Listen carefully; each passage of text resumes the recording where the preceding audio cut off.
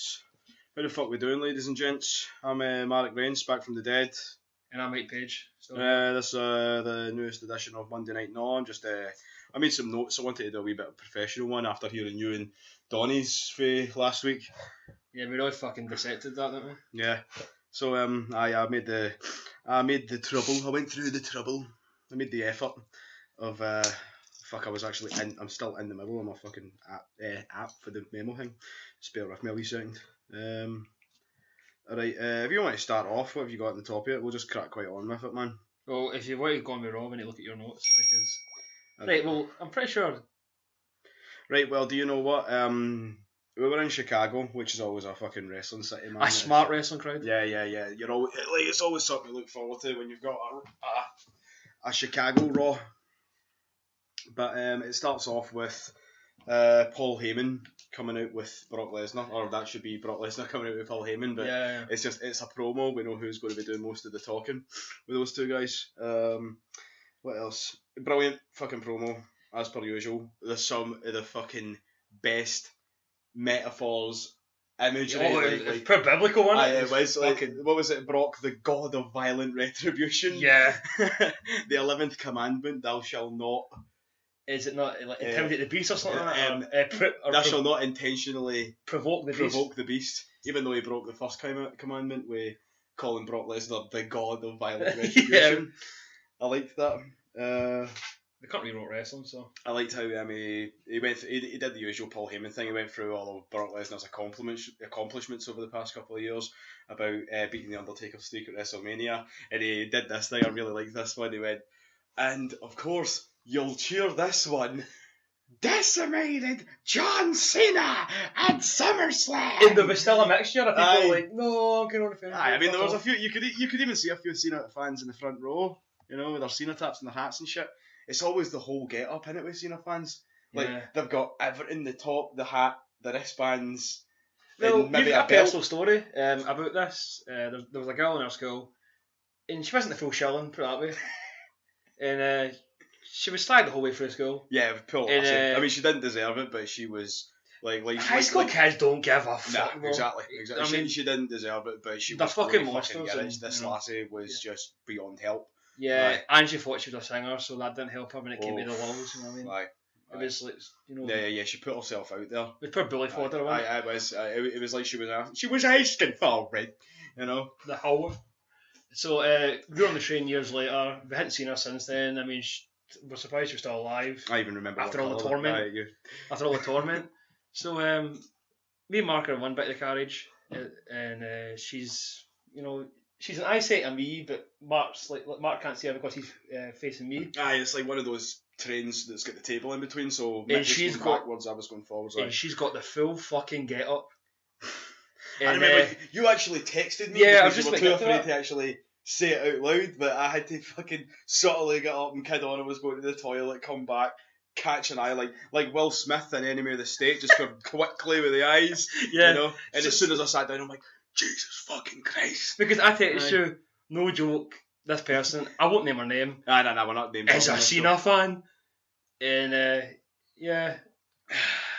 You text me back subtly, like. That's another thing I know. I mean, I like Cena, but I wouldn't go as far as saying I'm a Cena fan. I swear to God, see if I ever see you in a fucking Cena get up, I'm going to smother you like the Chief did to McMurphy and fucking one for the Cuckoo's Nest. I'm just going to fucking smother your fucking ass. Swear to God. There's not a lot of symmetrical Cena fans. They're all a bit wrong. Yeah, well, that's the thing. Remember that time, and I'll always quote you saying this, like, it was like, I don't know, it was like these kids that were like, for a better word, fucking retarded, and they were in the front row, and I said to you, isn't it funny how they're all like that? And all you said to me was, there's something in that. There's something to being. You didn't expand on that, and I thought to myself, that's pretty fucking funny, that's all he said. So, right, what was it? I don't know why I made that note of this. Paul Heyman mentioned about St. Louis being where. Oh fuck! Excuse me. I ate too quickly and I drank this beer too fast after it, so just bear with me. I got that all Any background noise that you might be hearing is my dog, just sort of being a dog around the house. So, just put up with it, man. It's a free podcast. Go fuck yourself. Yeah. Paul Heyman made a reference towards Battleground being in St. Louis, Missouri, and that got a pure boo. And I was like, is this like maybe a football thing? Yeah, It went over my head. Like Chicago hates St. Louis or something. Or, they're rivals. Like, what it must be something like that. Where's Chicago? Illinois hates. I don't even know how football fucking does it. Is it the state that's the football team or the city? The city. Right. I think. So Chicago. Oh, like maybe they'll get two in the city, like no Falcon and I know. Because like you watch an episode of like, I'm trying to think of even Friends, right? That's set in New York. We're talking about the Mets, the Knicks, the fucking Jets, and it's like is this all different sports? I have no fucking idea. I think Mets is baseball. No, I think Mets is football. I know Knicks is basketball. I think Jets is fucking hockey, but fuck, I could be wrong. Anyway, this is a fucking wrestle podcast. Yeah. It's not like Bleacher Report, the whole fucking thing. They had a wee segment after the Brock Lesnar Paul Heyman thing about Seth Rollins' fucking goofy pals having a good old time. J&J's silly motor. And then that daft music in the background. And they had Kane's shite Microsoft Paint fucking Photoshop jobs of Kane enjoying his trip in Hawaii. Did you not know? Did you see that? Yeah, I seen it. Oh, they didn't even bother trying. Like, they just went, right, listen, you. Right, Glenn, you're off this week. Don't worry about it. We'll sort it out. Vince, just take the night off, man. Vince, Glenn, Greg. Is it Glenn or Greg? Glenn, I'm pretty sure, mate. Glenn Jacobs? Is it Greg Jacobs? Oh, that's Glenn, I'm sure. Oh, fuck it. Kane, take the night off. Right, just kid on your Hawaii. We've got a guy, he's going to do some Photoshop stuff. And he's amazing at it. No. Oh, so is he good? He'll do, We'll get folk talking on Facebook and Twitter about it, will be a thing. Big Show versus Ryback, match 1. Miz saved it.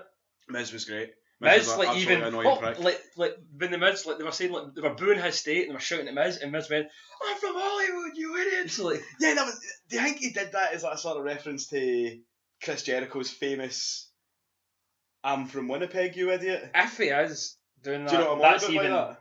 If he did do it that way, that's even cleverer. But I didn't even know about it until I read Jericho's book. That he had this really famous like heckle back to a fan. I've seen YouTube. Aye, I'm from like this guy was shouting "Go back to Toronto," yeah, and he turns around and says, "I'm from Winnipeg, you idiot." It's like a really, really famous fucking wrestling meme. Yeah, it's something like Botchamania, something like that. I thought the match was alright. Yeah, because like I was a bit annoyed at first because I was like they gave away they two fighting like, on Raw, and they could have kept that because that was kind of the whole point of it. But the Miz is really shown and. He's worth giving a fuck about. Like, I'm glad that they are involving the three of them. I thought the match was pretty okay. Like, there was a couple of even high spots for two big fucking guys like Big Show and Ryback. I thought that was kind of cool. Like, they made a fucking effort, Like Ryback with the 450 splash and all. See when he splashed him, like Ultimate Warrior style, I thought, is this it? Are they going 3 count with the splash? Because he did like how the way the Ultimate Warrior. Well, he did win a couple of weeks ago with it. Did he? Aye, I can't remember what it was. Me and Donnie's podcast, we did talk about that actually, because I'm pretty sure he won with it. Fuck me, that's brilliant. Yeah. No, but as soon as I saw it, it pure reminded me of the Ultimate Warrior splash, because his was just a sort of standard splash, but because it's the Ultimate Warrior doing it, it's got all the fucking zazz. And Miz cheerleading, being an annoying prick, shouting at the fans, shouting over the crowd, it made the match. Apparently, see his Tough Enough thing that he's got after the show. After Tough Enough, apparently it's more real. I don't even know about this. Like, apparently it's more real than the show. And like they've got all these Tough Enough guys, and they're talking to them, and they're like, "Oh, so did you mean that?" And these fucking people are like, "No, the show's fake. Like I'm just exaggerating my character." So they're admitting that Tough Enough, like all American reality TV shows, is fake garbage. Like all the so-called drama in it. Why the fuck did I even think that it would be different? Like from American Idol and the X Factor. It's just a little bit drama. That's what I Stinks. See, just because it's about wrestling, it doesn't mean that it's not going to get tied together with those kind of shows. It's an elimination reality show about about the best one winning, Yeah, and they fill in with other rubbish as well. Aye. Right, match number 2, Brie Bella versus Paige. Paige is fucking better than everybody, but they keep pushing the Bellas. Aye, how many times are we going to see Brie versus Paige this year? Last year it was Niall. No, what's the other Black Lassie? Alicia Fox, aye. It's a bit of a shame because nobody like. I don't know if it's because they're trying to plug Total Divas as a show. Well, it takes up half the fucking screen. Like, now if you're watching that, Mhm. Total Divas is like a big banner during the whole Divas match. Mhm. So it really is all about advertising that fucking It crap comes show. up hashtag Total Divas at the top. Of the Aye, fucking... and the dumb logo as well. Mhm. Oh. Aye. They cut to Naomi and Tamina Snuka watching the match, faking talking to each other, and they didn't sell that very well. Like she was just mouthing, just making it look like she's saying something, but it was so clear that she wasn't. You would at least say something. She wasn't. Like they're not. But it was like, just say anything, you know. Like even just go. That was actually all right. Or you know, like these bitches don't know what the fuck they're doing. Even if you don't even have to say it, just mime it. You know what I mean? I can fucking lip read. You weren't saying anything. You were just kidding on to talk. It was weird. I can't mind that, but I'm going to look back on it now. I can't even remember who won. Brie won, aye. Clean, kinda, but it's only because Paige got so much shit against her that, you know, in the end she couldn't beat the odds. I was pretty distracted by the fact that I'm just really, really knackered with the fucking Bella twins. They're just, I don't understand why they keep getting everything. And they've referenced that now, like March the 300 thing, like with Nikki Streak. Aye. So that's fucking depressing. Aye. Hopefully they fucking turn that on its head. Absolutely. What was next? What was after that? Do you know? I'm trying to think. What does it say? Hold on. I'm just. Is that the end of that wee bit? Oh, was it not the Roman Reigns Bray Wyatt thing? Aye, that was it. They played a wee hype vid that they'll probably replay again at Battleground with maybe more clips if they actually do something with this fucking amazing feud that they've got in their hands. I think they will. Really I'm not going to be cynical about it. I really thought it was fucking lazy what they did.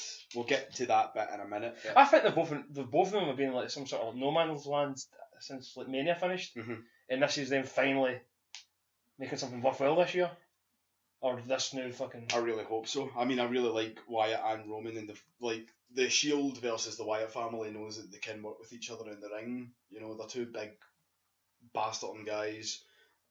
Those two matches were phenomenal. They'll get the job done in the ring, but it's just, see the build up. I had so much fucking high hopes, and they haven't done anything apart from just the same way Wyatt went after The Undertaker and he went after Ryback this year. He's just sort of picking and choosing folk in the roster and just deciding, I don't like you. You know, that's just it just sort of seems like it's going that way. No, maybe they'll build, like if they do it for a few pay-per-views, they'll build on it, and they're definitely like I was saying to Donnie a few weeks ago, they're upping the fucking whole supernatural thing with Wyatt now. Aye, like more than ever. Well, they're doing the creepy thing with Roman Reigns with the eyes poked out the 40s. Roman Reigns, I thought that was really cool. The anyone but you thing and that's great because that's like talking about real life. With the still rocking. The still rocking empty rocking chair. You know, as if Roman had just missed him when he ran in to go and see him. This was last week's Raw. Yeah.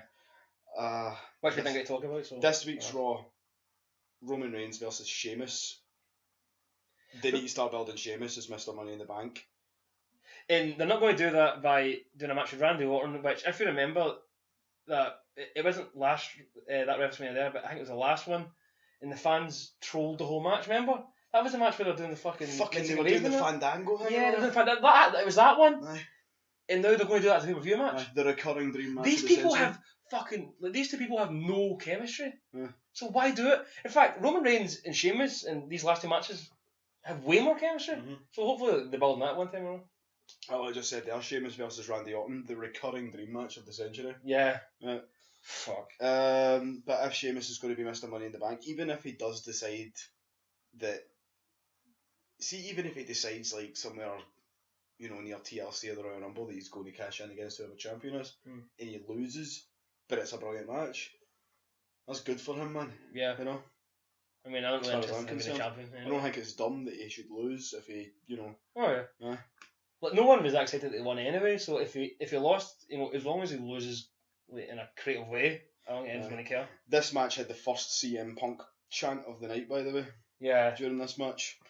I actually thought the match was really good. It was a proper good slugfest. About the two of them just pure laid into each other. There wasn't a lot of, you know, there isn't a lot of chokeholds and wrist locks in this match, King. You know. Oh, I missed that. These guys are gonna fight. This ain't no catcher's can, was like he still say. Oh, This ain't no catcher's can. Nobody's But- kissing their sister tonight. Oh, I don't no, even know no. if that was relevant. I never knew what he was talking about when he said that. I never got Yeah, that it was one. still, his Texas charm. Like scalded dog. I kind of got like I love that. Running like a government. running like a scalded dog. He's beating him like a government mule. Oh. But see when he goes, no one's gonna kiss their sister. I was like, what? Yeah, that's just him and his community. I wonder if you take that in the Urban Dictionary, the meaning would actually come up and it would make sense to whenever he said it. I always remember he said it before. Well, we'll get back to. Aye. Well, we'll go back to that next week. Maybe. We'll do our fucking research. Maybe if we remember. Yeah. But I always remember him saying it before the Cactus Jack and Triple H Hell in a Cell at No Way Out. Well, I always remember. Aye. But I always remember him saying that before the match started. He goes, "Nobody's kissing their sister tonight," and I never knew what the fuck he meant by that. I think the fans like. Orton's back. Orton disappeared for a while. And now he does that thing where he kind of, he's just like he just fucks about. And The then WWE gets a Universe's title again. favourite Venom fan. Yeah, crack top. And he'll be at fucking whacking this year. Aye, Bray Wyatt cost him the match. Cost Roman the match. But it was kind of cool how he done it. He had like some sort of mad, like fake Bray Wyatt. Yeah. With a wig, I wonder who that was. Yeah, well, maybe that'll be a bit of trivia in years to come that was actually some NXT guy. Oh, like maybe it's Solomon Crow. Yeah. NXT. Yeah. I have already replied. JBL doesn't know who to root for when it comes to. What was it I was talking about there? I just made this note here. I can't even remember why I wrote it. Oh, that's what it was. See when Orton came out after Roman got distracted by the fake Bray Wyatt and it ended up getting him counted out and losing the match to Sheamus. Roman Reigns ran to the back. Bray Wyatt came up on the screen like, anyone but you, Roman. Anyone but you. And that was it. Like the feud isn't going anywhere with that. It cost him a stupid match against Sheamus. Big fucking deal. I got it. Aye. And there's a Sheamus standing. Orton comes out. JBL's all excited to see Orton. He's like, it's the Viper Maggle! It's gonna like fucking they're all laying into each other. And then as soon as all that's over with, I can't even remember who got the upper hand in that fucking scramble.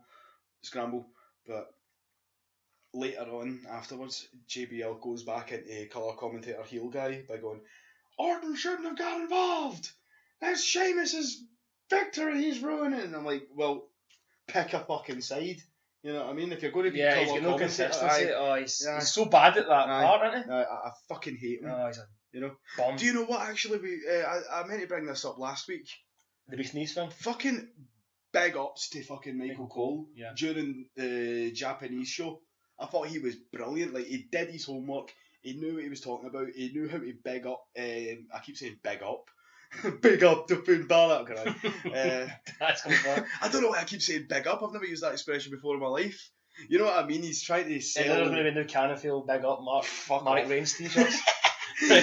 Anyway, he knew just how to sell Finn Balor's character against Kevin Owens. I mean, he's already familiar with Kevin Owens because he's feud with Cena.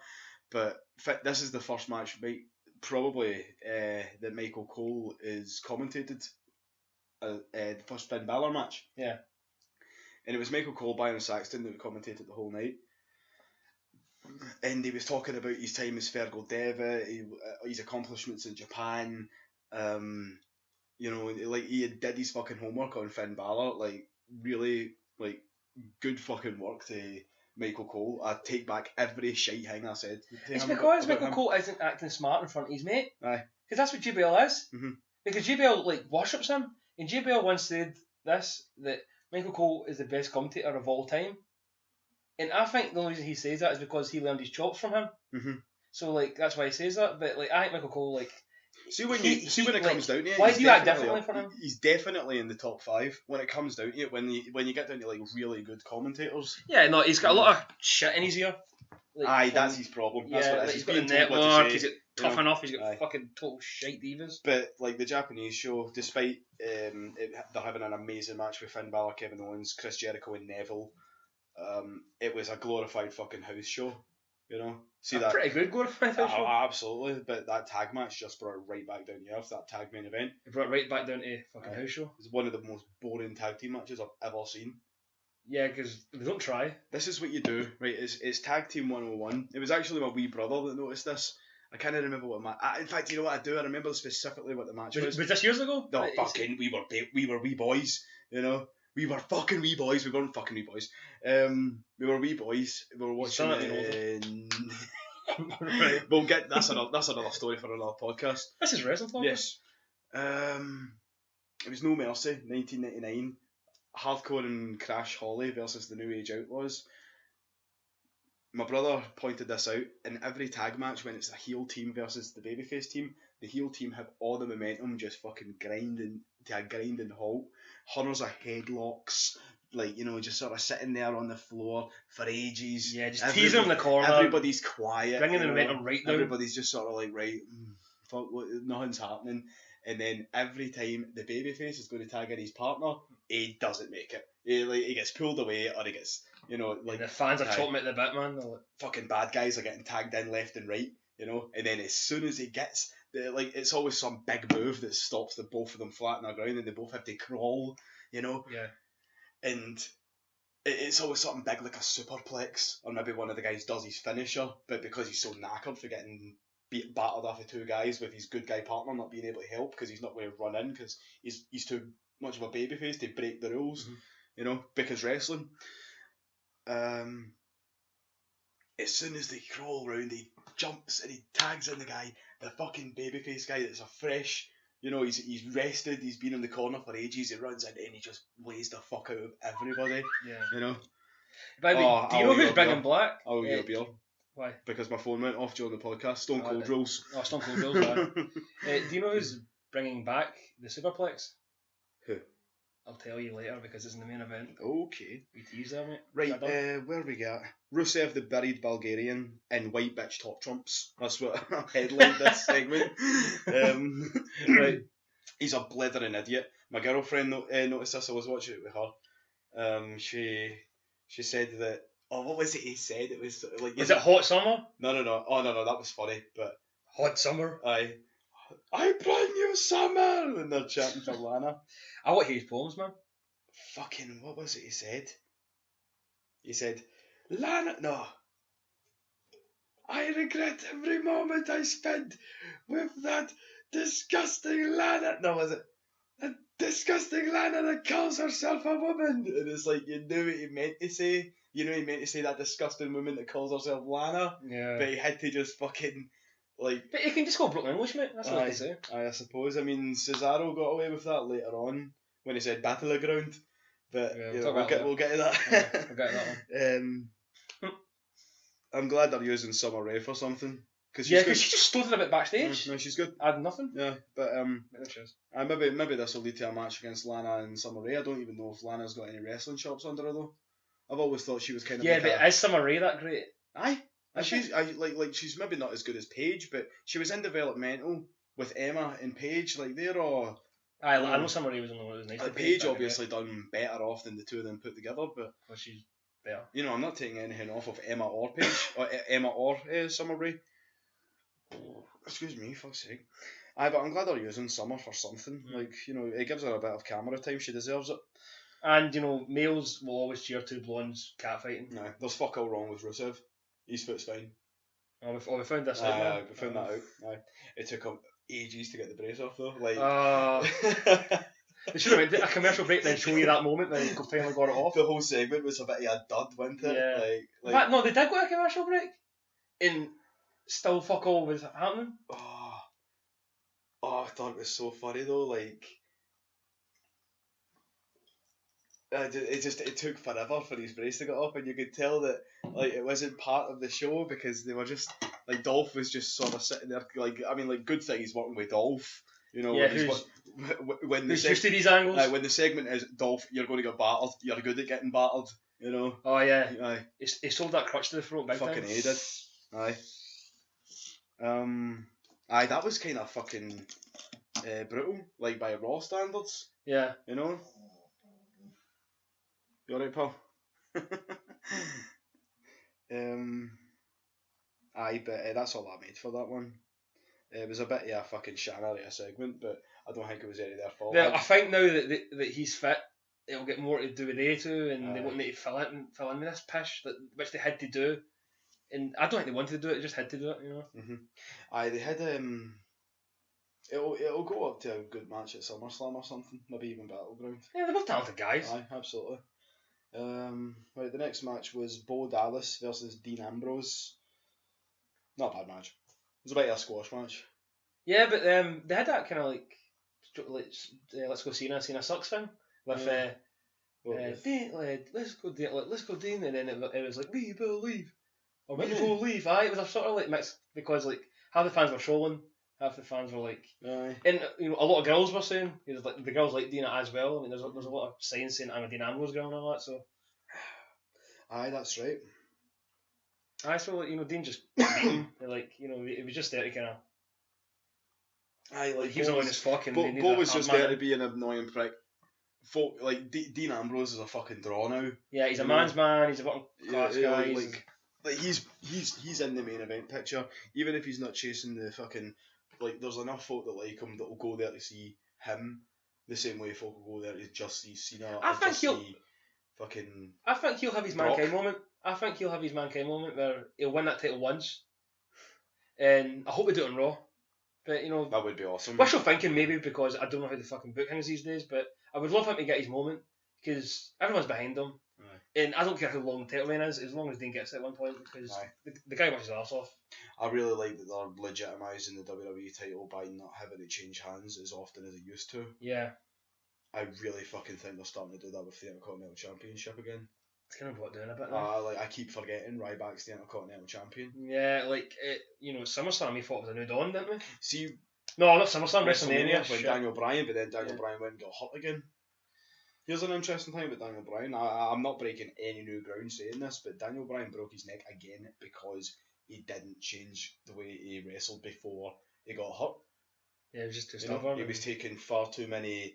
That's true. When he came back, it was just like he was taking far too many clotheslines, DDTs, like far too many, there was too many like neck references in his match, and he was just taking those bumps. Like there's only so much you can fake it. Daniel Bryan, he's always turned up to 11 in every single match, and I think it happened to Stone Cold. See when Stone Cold broke his neck and came back, he had to change his entire wrestling style. But Stone Cold played ball more. Like Stone Cold went more brawler and he was a lot more into his matches. But see if you watch his matches with fucking even Brett, which I don't think you watched that match yet, have you?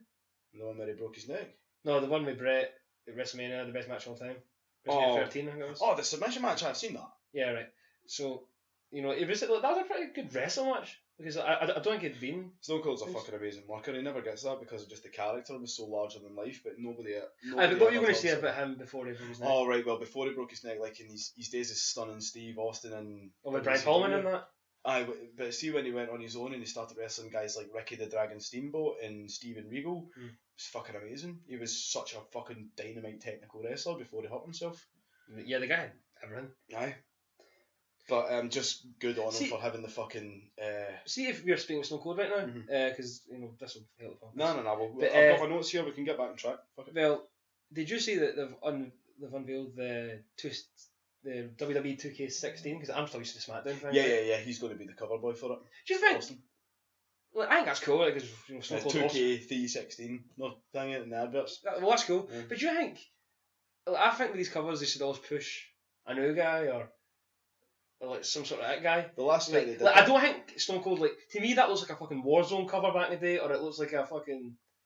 Yeah, it's a really old picture. Attitude kind of game. So I think as cool as it is having Stone Cold in the cover, I think they should be pushing new guys in these front covers all the time. Because remember when CM Punk got it, I thought that was so fucking cool. He was the last sort of new modern day guy to get it because they gave it to The Rock the following fucking year. Yeah. And then they gave it to Cena the year after, last year. But Cena's still there.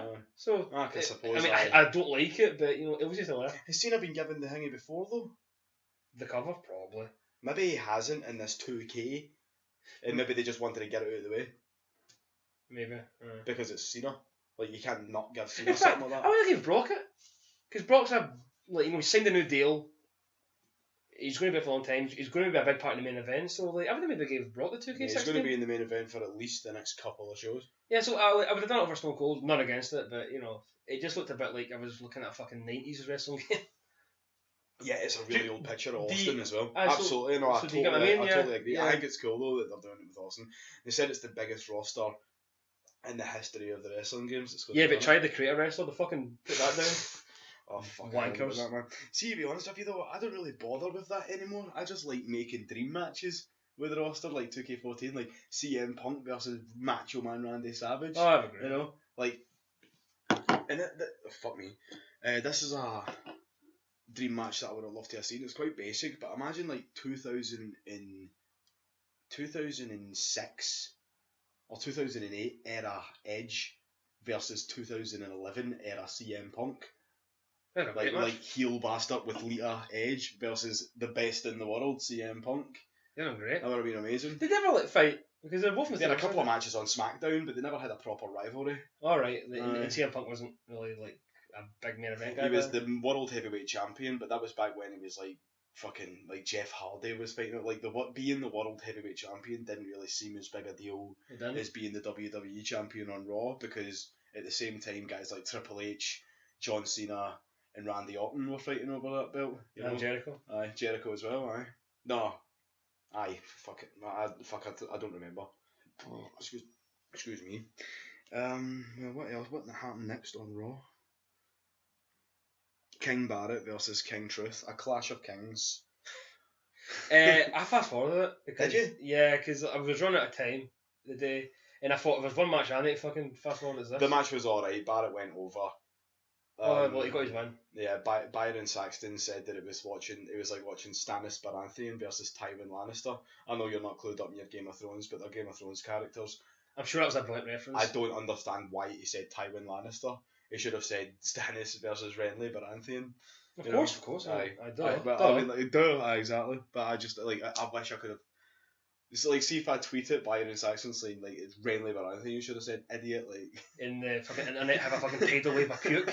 Yeah. Right. So I won't go on anymore because like if anyone's listening to this that's not clued up with Game of Thrones, I'm not going to go further because the web is dark and full of spoilers. Anyway, see Seth in his PE hockey stick, if you remember. Yeah, the freedom came out of them. They looked like somebody mentioned, I think it was JBL mentioned that they were axe handles without the axe heads attached. Right. They were just like... I didn't even hear him say that, so I just felt dumb as fuck. They were just sort of like an axe without the axe head on it, so there was just like a sort of wooden stick. But they looked like fucking PE hockey sticks. You know, those wooden curved hockey sticks you would get for PE whenever hockey was the game. Wrestlers fucking love smashing up cars and they never learn. Never learn, man. They always buy that big expensive car and they always bring it to the fucking... They always brag about it, they always beat the horn, and then it gets smashed.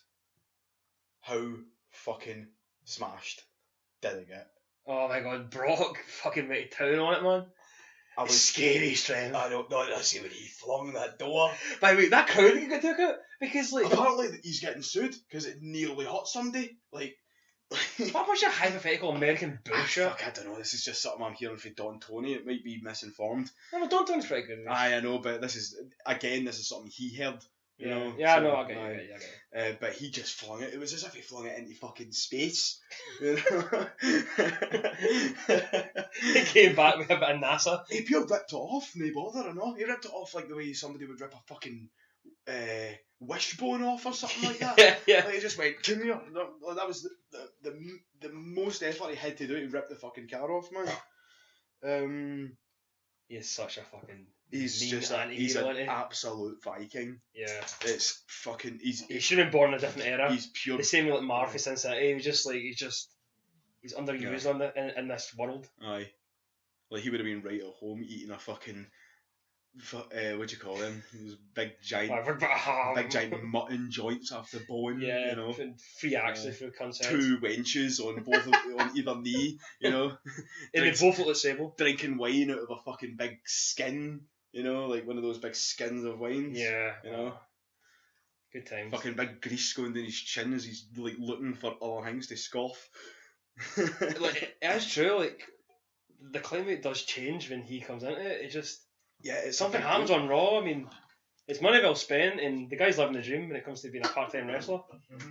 I used to moan because he was a part-timer guy, but when he clocks in, it was what when that guy clocks in, he's on the ball. He looks interested. I mean, anyone would be having fun smashing up a car. So like, he did look like he was having fun out there. Vince said on Stone Cold's podcast, he's not there all the time, which means it's a big deal when he does come. Yes, and he was saying the same about Sting. Can he do that every week? Not everybody's Stone Cold. Yeah. Not everybody's Sting. Yeah. You know, like Sting did it on the WCW. He was always, you know, hanging about being mysterious. They did that every week, but that just added to it because you wanted to watch next week to see what he was up to. Stone Cold had the same thing during the Attitude Era because it was like, what the fuck? Excuse me. What the and fuck they had the freedom as well, didn't they? Aye, they had to. Speaking of that, did you see that one fan with the Bring Back TV 14 sign? No. In the Chicago crowd? I was a fan of that. The only sign that I saw that was worth noting was somebody was... Lonely Virgil? Hashtag Lonely Virgil. What's that? You know Virgil? You remember Virgil? The black guy that used to be Ted DiBiase's sort of like right-hand man. He's come back. He would always get involved. See, anytime you're at a wrestling convention, I don't know why this always happens, but Virgil always ends up having nobody wants to meet Virgil. Nobody wants Virgil's autograph. Nobody wants to buy Virgil's fucking wrestling videos. Oh. You know? Do you remember that scene in The Wrestler? The Mickey Rourke film? Yeah. When he's at that really sort of pathetic wrestling convention and all the wrestlers are in really rotten shape. You know, and they're like, one of them's got one of those oxygen masks, you know, and they're not selling DVDs, they're selling cassettes, you know. Yeah. And he's sitting there like thinking, oh fuck, I'm one of them. That's kind of what Virgil's like now, you know. But Virgil's not in bad shape. It's just nobody wants anything to do with him. I would go to Virgil. I would go up to Virgil. I think we should, man. I liked Virgil. I think we should get him on this because we had no bother getting him on this. Do you know who he always reminded me of? The janitor for The Shining. Is he? I know exactly. I just think he looks like him. You know, you know the black guy that's also got the shiny. Do you think? Hey, Doc. You know, do you think that Seth and J&J put those 3 axe bits with like through his back, and that's why they came out with those just sticks in it with the axe handles? That'd be brilliant because it turns out Jamie Noble's got The Shining, and Virgil's got The Shining as well, right? So Virgil's just sitting watching some. Virgil's just sitting lying in his bed watching. He's 80s television. Aye, it's one of those big back tellies. Aye, big gorgeous. A big Scarface. Big gorgeous Nubian princess with her big black tits and her big afro. You know, as a big gorgeous painting behind his bed. Beautiful. Above his bed, and his face he just goes all wide-eyed and wide-mouthed. Jamie's. Like, because Brock's coming and he's smashing up the car with his 2 big axes because he's got axe heads on his axe handles, smashing holes in his, flinging the door at his face, you know. And Virgil comes running, and as soon as he gets in, axe to the fucking sternum by Brock.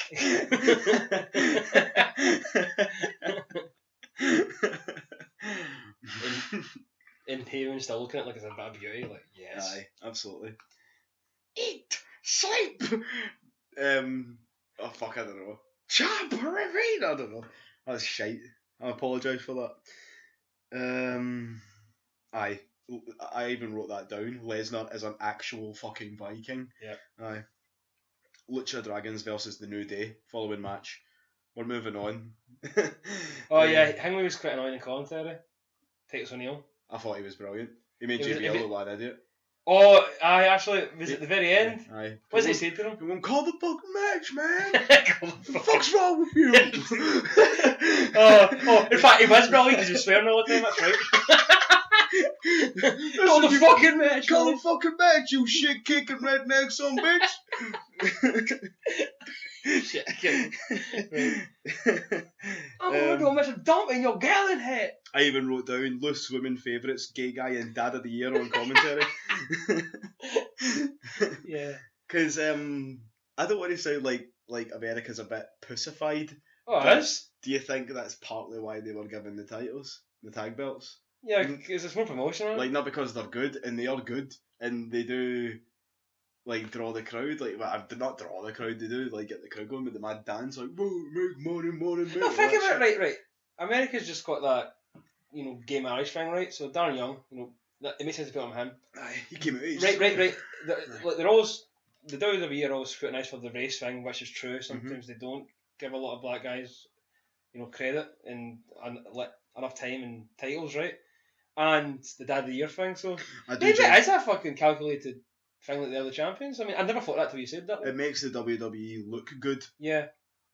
Aye, that one of the champions of the WWE right now is a gay guy, and his tag team partner just won an award for the Celebrity Dad of the Year. Because I did think I was surprised when the Primetime Players beat New Day, because I thought they had a lot of great momentum as heels, and I didn't see a reason for them to lose that match. You know what I mean? Like New Day. Yeah, New Day. I thought they were having a great run. I know. They've kind of just stopped it dead. I mean, obviously they're still going to be entertaining when they come out. They've been great. I mean, I still like them. Oh, I always forget the name of the character that Big E reminds me of from Coming to America. Yeah, but I'm sure people who've seen the film will... Oh, have mercy! That shit, he talks like that, man, like a pure black preacher. I love the New Day. I love New Day. They're brilliant, man. Xavier Woods is really annoying, and I don't know how Triple H could have thought he was going to be a face, because he can't be. He's just too annoying. Who? Xavier Woods. Oh, definitely. He's great as a hell. He reminds me of Andre 3000 from Outcast. Maybe man was one.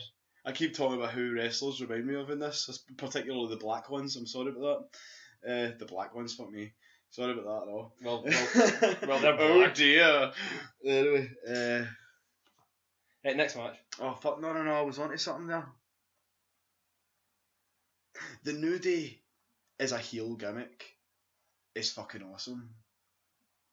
But see, the New Day, when they tried it on, as a babyface gimmick, man. It fucking stinks. Yeah, like, what were they thinking? Like, who do you think we are in this day and age? I really thought Vince. That was a Vince idea, not a Triple H idea. Totally. Yeah. I mean, I don't know how much say so Triple H does have in the main roster stuff.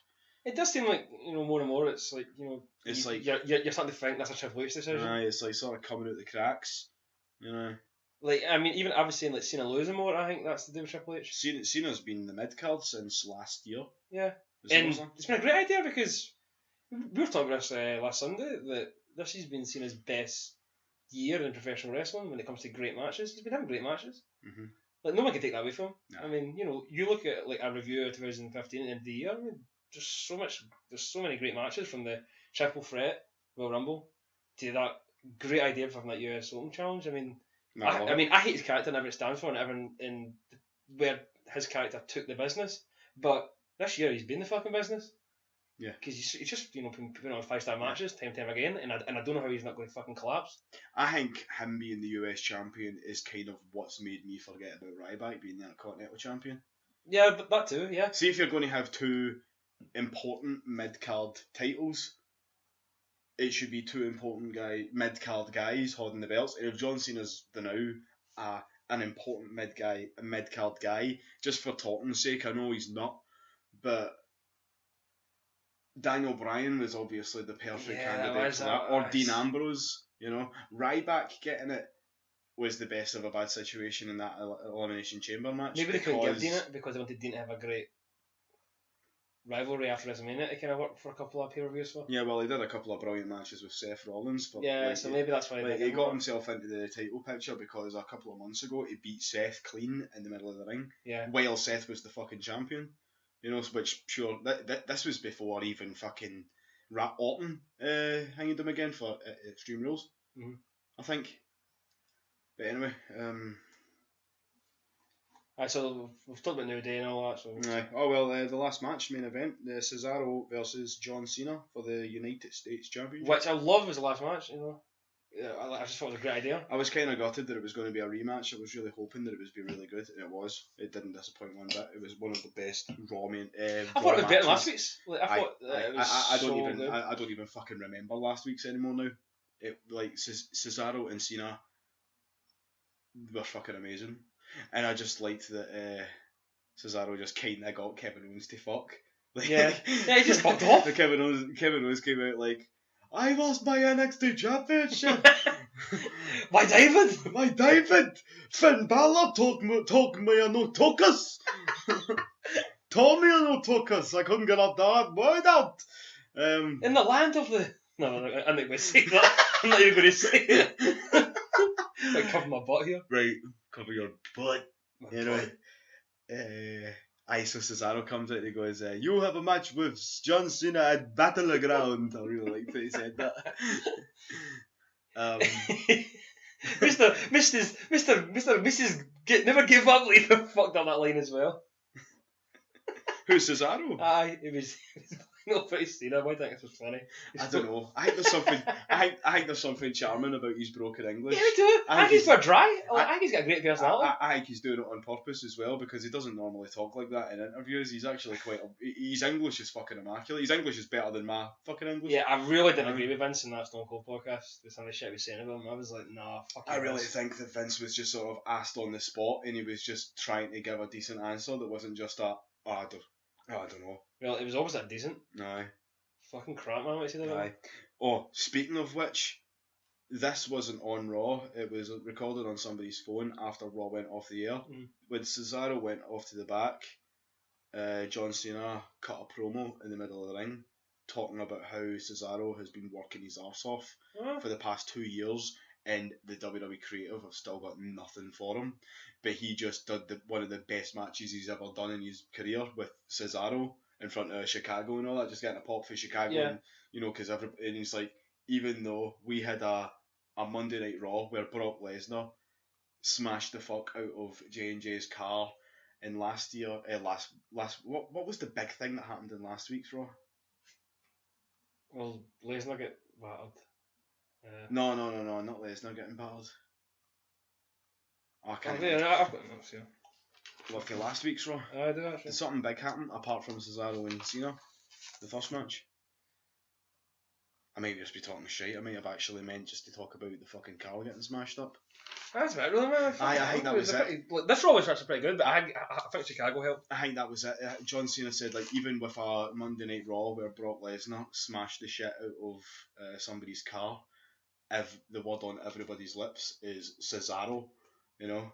I think, you know, the guy has so much to give the company. And he brought Cesaro back into the ring, raised his hand, they hugged, you know, it was just a pure, like, fucking Cena's awesome. Like, what a cool fucking guy to do Well, that. I've got a negative Cena story, actually. Just fucking fire it. Right, I didn't mean bad. No, but what a but fucking stand-up fucking guy to do that for Cesaro. Oh, yeah, and he was the best guy in the car to do it. Yeah, you know? Yeah, definitely. Like, Cena, man, big props to the guy. Maybe fucking now, you know, the folk backstage will do something with him. Yeah, because like Cena's like, you know, like he can put his great word across to all the fucking creative guys, and I hope Cena goes like that. I hope you're not thinking of me beating Kevin Owens. What's the next one? Battleground. Aye, Battleground. A Battleground. You know what we should do? Owens has to win. No, Owens does have to win. Aye. Owens will win. He lost the NXT Championship. The only thing that was pulling him back from being in the main roster, and I know it's happened really quickly, but the guy's got the fucking chops to have it done quickly. Owens has to beat him, right? And then Cena has to accept it for once. Yeah, and he will. It's Cena. Yeah. Aye. No, really? Cena will move on and do something else. Yeah, but I hope he just moves on. Yeah, but he will. I mean, but when has a feud ended with Cena and he's just moved on? Can you think of one? Where he just moved on and not got the last laugh, not. Oh. He seems to like, you know, he just can't let things go till he's fucking somebody's tapping it to SDFU or getting the FU done to him. He always does win the rubber match as well. Yeah, that's what I'm saying. So I hope this is the one where he finally fucks off.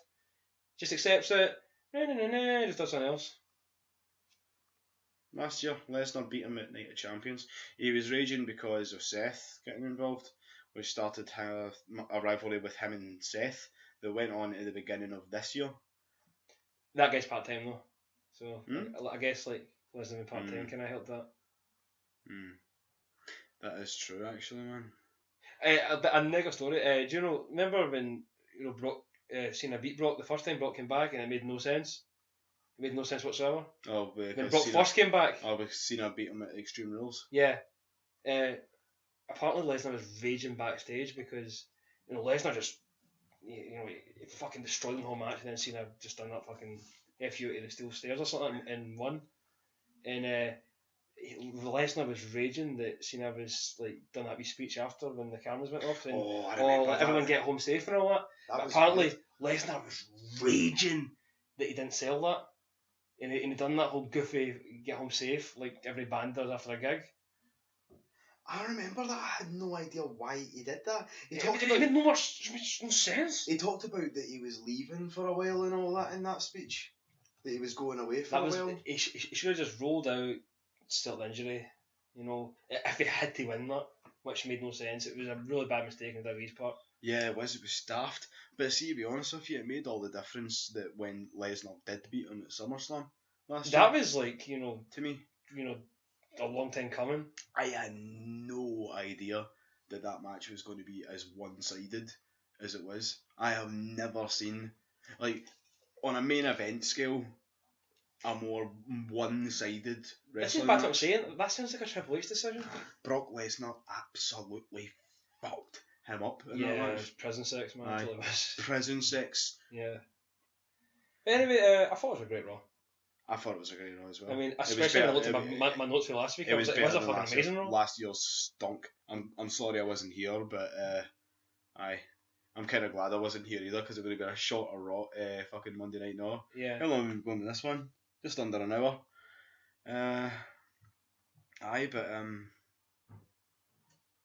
Yeah, I really don't think Kevin Owens. I actually think it's in the bag for him though, because like I was, what was getting at there? Sorry, so I trailed off a bit.